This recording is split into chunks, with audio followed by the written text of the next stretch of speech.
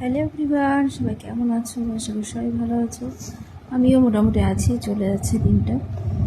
আর এই যে দেখো, সকালবেলা ঘুম থেকে উঠে বিছানাটা ঠিক করে নিচ্ছি, আর এরপর চলে যাব ছাদে।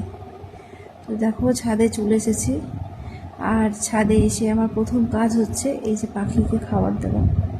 তো তার জন্য দেখো খাবার নিয়ে চলে এসেছি, আর পাখিকে খাবার দেওয়া হয়ে গেছে।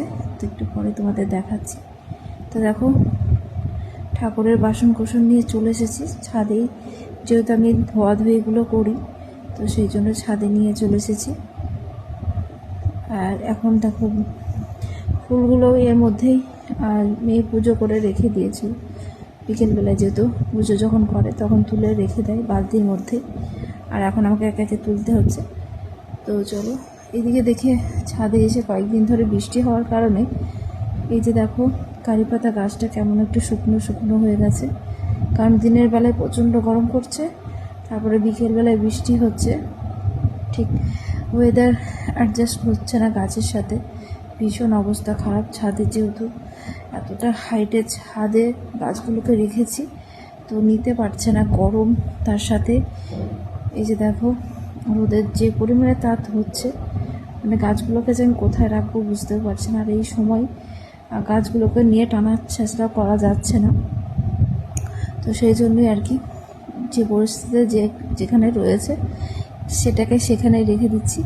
আর এদিকে দেখো, কয়েকদিন আগে আমি এই যে রজনীগন্ধা দুটো চারা পেয়েছিলাম তো পাশের বাড়ি থেকে, তো সেটাই আমি লাগিয়ে দিয়েছি, তো সেটা লেগেও গেছে। আর এই যে দেখো, বাজার থেকে যে কলমি শাক খাওয়া হয়, তার গোড়ার দিকটা আমি এই যে দেখো পদ্ম গাছে জলের মধ্যে রেখে গেছিলাম, তো দেখি এই যে দেখো কত শিকড় বেরিয়ে গেছে, তার সাথে পাতাও বেরিয়েছে। তো এইগুলো আমি এখন মাটিতে একাকে পুঁতে দেবো। আর এইগুলো আমি এইভাবে মাটিতে রেখে দিই, তারপর এগুলো অনেক গাছ হয়ে যায়, আর তারপরে শাক করে খাওয়া হয়। তো আমি এইভাবেই কলমি শাক বাড়িতে চাষ করি, জানো তো। যাই হোক, এই যে দেখো পাখি খাবার দিয়েছি, তো নিজেদের মতো খাওয়া দাওয়া করছে।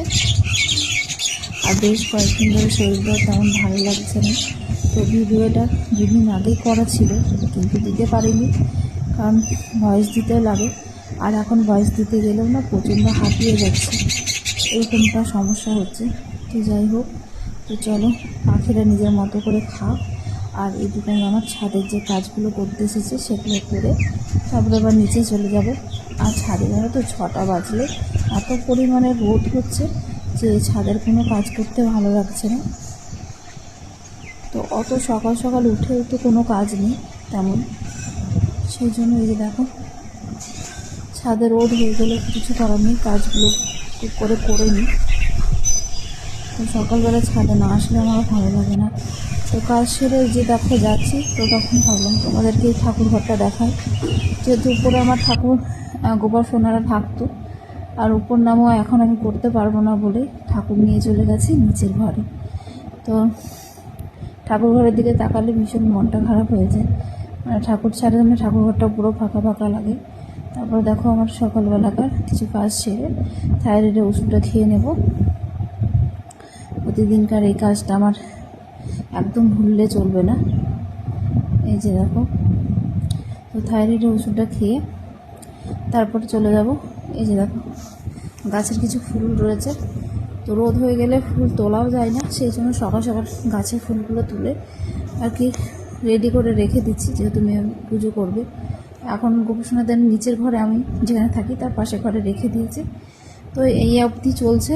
আর তারপর দেখো, সকালবেলা একটু খাওয়া দাওয়া করার জন্য রান্নাবান্না করে নিলাম। তো যাই হোক, আজকের মতো ভিডিওটা এই পর্যন্ত। সবাই ভালো থেকো, সুস্থ থেকো।